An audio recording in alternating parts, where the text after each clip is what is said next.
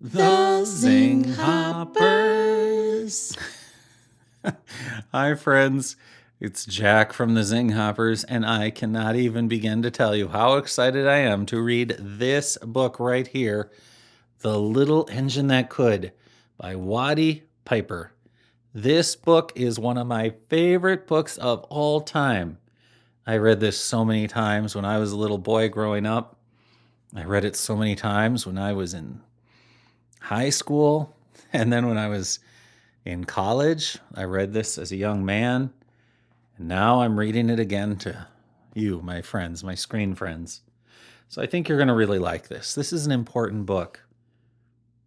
I think we'll talk about why it's important when we get done with it. But let's read it together. It's The Little Engine That Could. It was written by Waddy Piper, and he did a really good job with this book.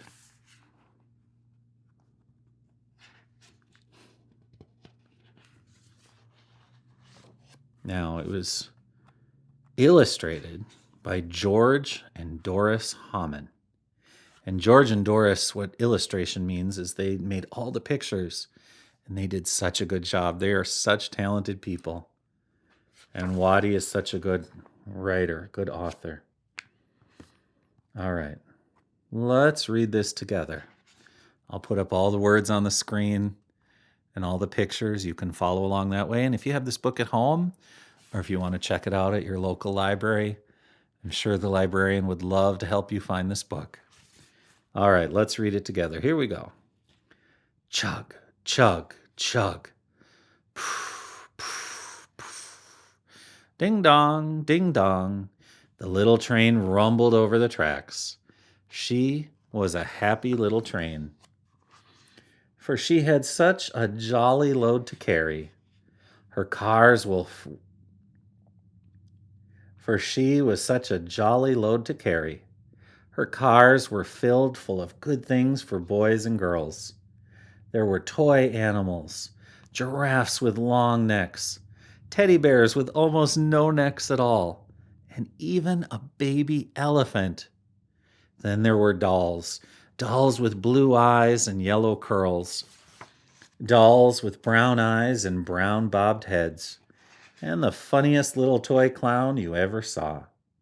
And there were cars full of toy engines, airplanes, tops, jackknives, picture puzzles, books, and every kind of thing boys or girls could want.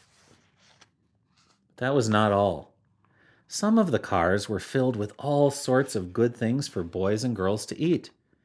Big golden oranges, red-cheeked apples, bottles of creamy milk for their breakfasts, fresh spinach for their dinners, peppermint drops, and lollipops for after-meal treats.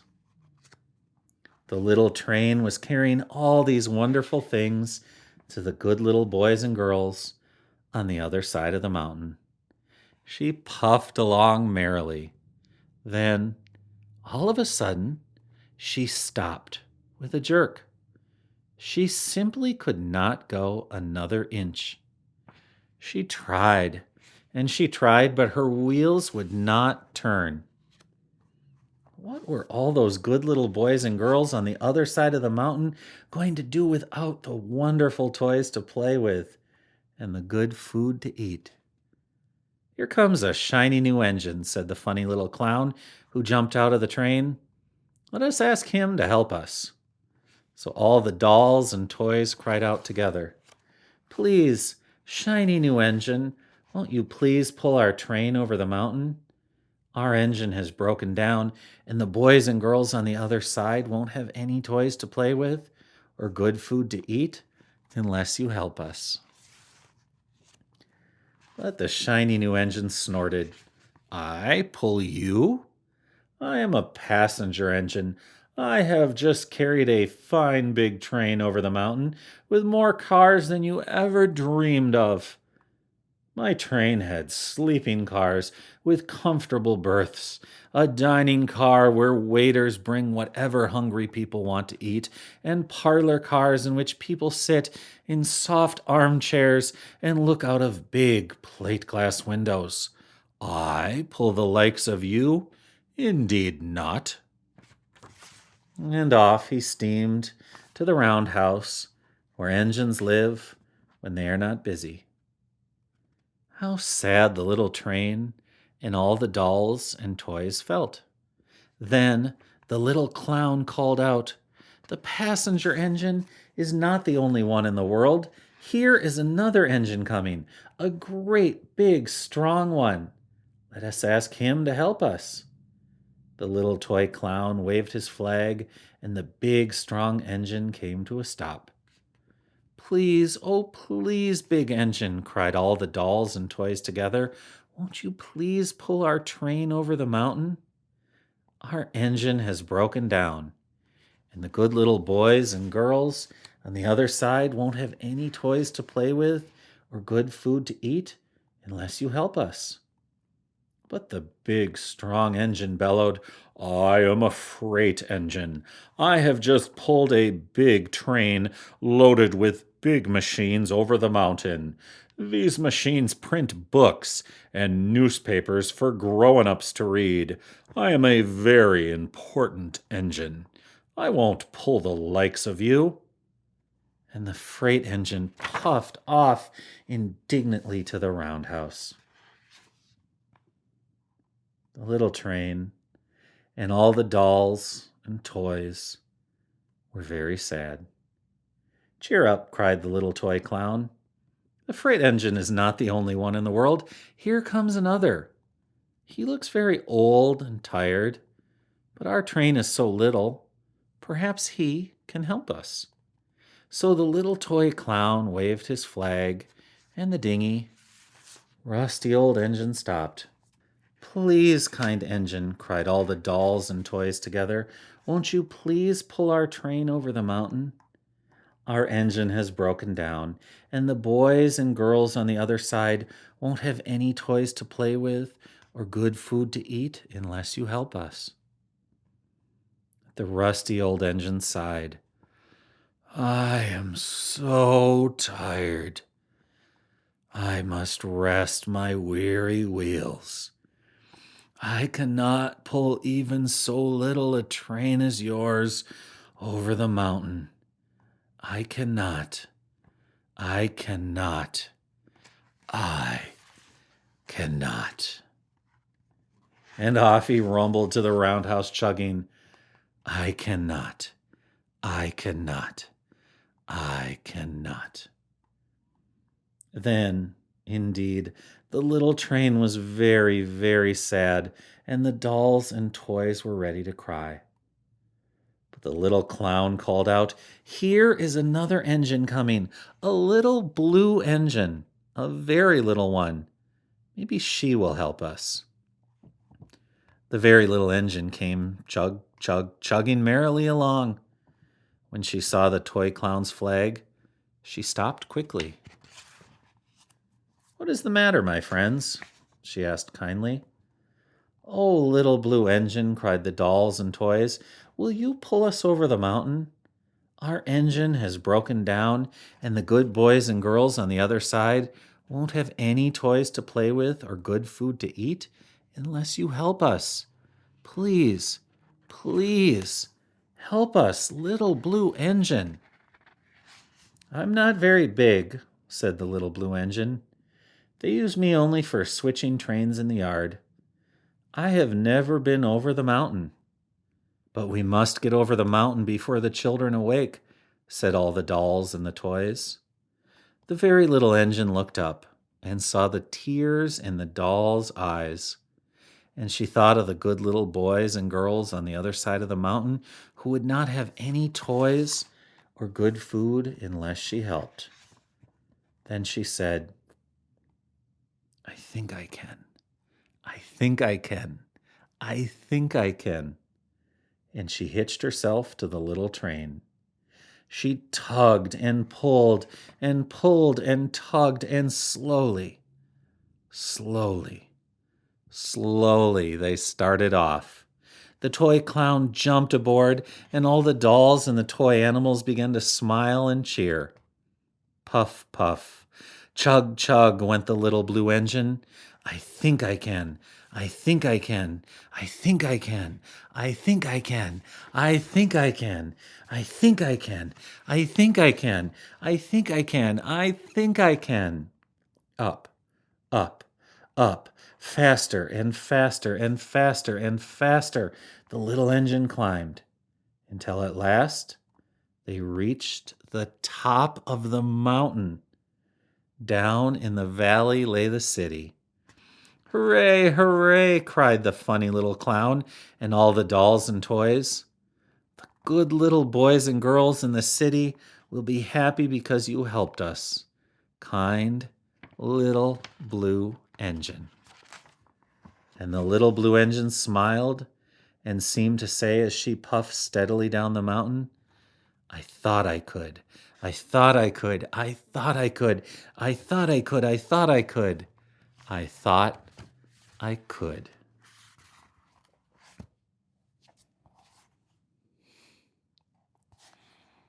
What a great, great story. You know why that story is so important?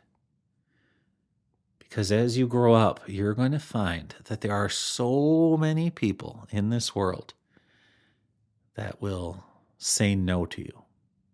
And not no because they want to keep you safe, the way your special grown up in your life says, no, don't touch the stove, it's hot. That's a good kind of no.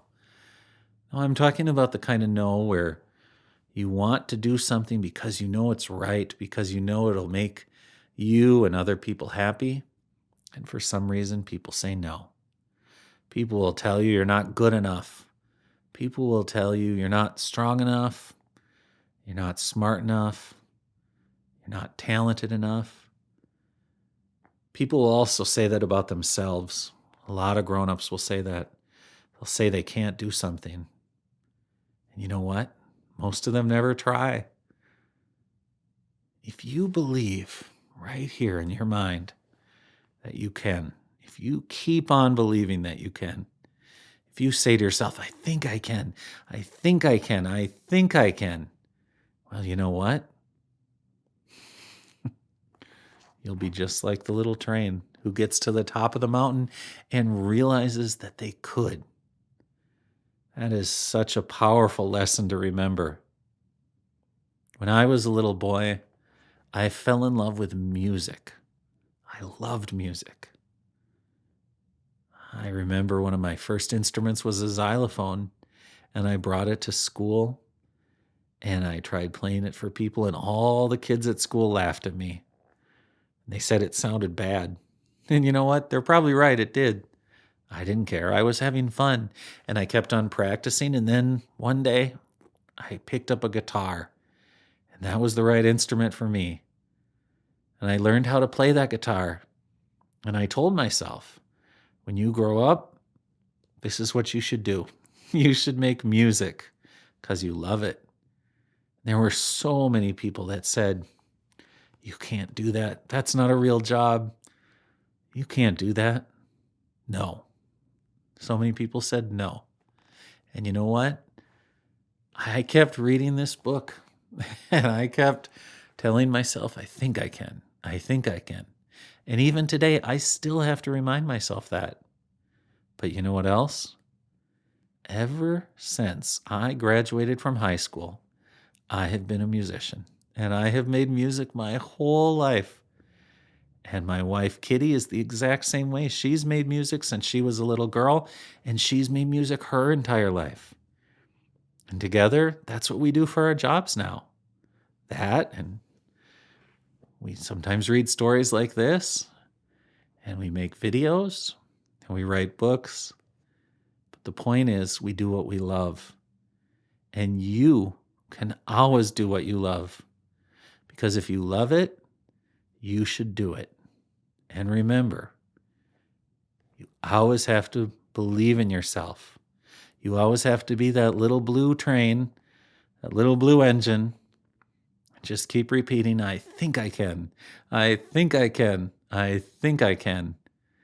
If you always listen to that and remember those words, you're going to get to the top of the mountain. And the view at the top of the mountain is going to make you so happy. All right? Thank you for reading with me today. I will see you again real soon. We read stories every single day on this channel. Sometimes we read 2 stories a day.